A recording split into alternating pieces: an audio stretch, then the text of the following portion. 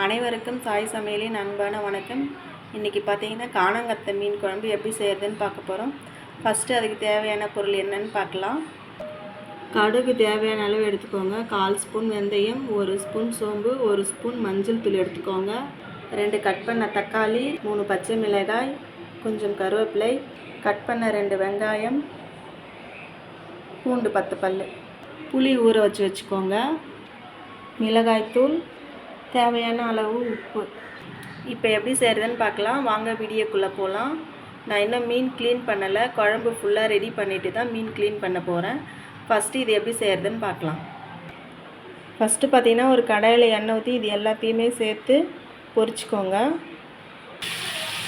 வதக்கிக்கோங்க. தக்காளி நல்லா வெந்துடுச்சு. இப்போ மஞ்சள் தூள் சேர்த்துக்கோங்க. அடுத்து மிளகாய் தூள். இப்போ புளி சேர்த்துக்கோங்க.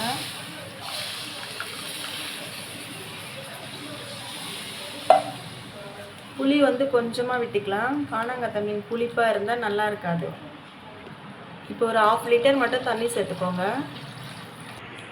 இந்த ஸ்டேஜில் நீங்கள் புளிப்பு, உப்பு, காரம் அட்ஜஸ்ட் பண்ணணுன்னா அட்ஜஸ்ட் பண்ணிக்கலாம். இப்போ அடுப்பில் சிம்மில் வச்சுக்கோங்க. சிம்மில் வச்சுட்டு ஒரு தட்டு போட்டு மூடி விட்டுருங்க. அது அப்படியே கொதிக்கிட்டோம். நம்ம மீன் க்ளீன் பண்ணிட்டு வந்துடலாம். இப்போ நான் மீன் க்ளீன் பண்ண போகிறேன். மீன் க்ளீன் பண்ணியாச்சு. இப்போ பாருங்கள், குழம்பு நல்லா கொதிக்குது.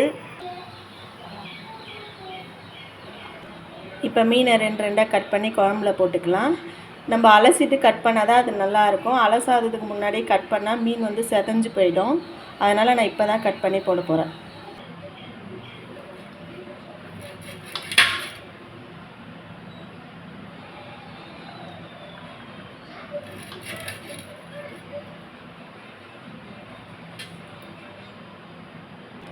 மீன் போட்டாச்சு. இப்போ கொஞ்ச நேரம் நம்ம கொதிக்க விடலாம். அது வரைக்கும் தட்டு போட்டு மூடி வச்சுக்கோங்க. நடுவில் கிளறி விட்டுக்கோங்க. குழம்பு நல்லா கொதிச்சிடுச்சு. பாருங்கள் எவ்வளோ சூப்பராக கொதிச்சிருக்கு. குழம்பு பார்க்கவே சூப்பராக இருக்குது.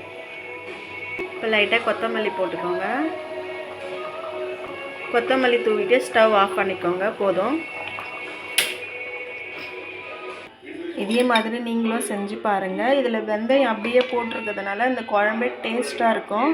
இந்த வீடியோ உங்களுக்கு பிடிச்சிருக்குன்னு நினைக்கிறேன். இந்த வீடியோ உங்களுக்கு பிடிச்சிருந்தால் லைக் பண்ணுங்கள், கமெண்ட் பண்ணுங்கள், ஷேர் பண்ணுங்கள். மறக்காமல் சப்ஸ்கிரைப் பண்ணிக்கோங்க. நன்றி, வணக்கம்.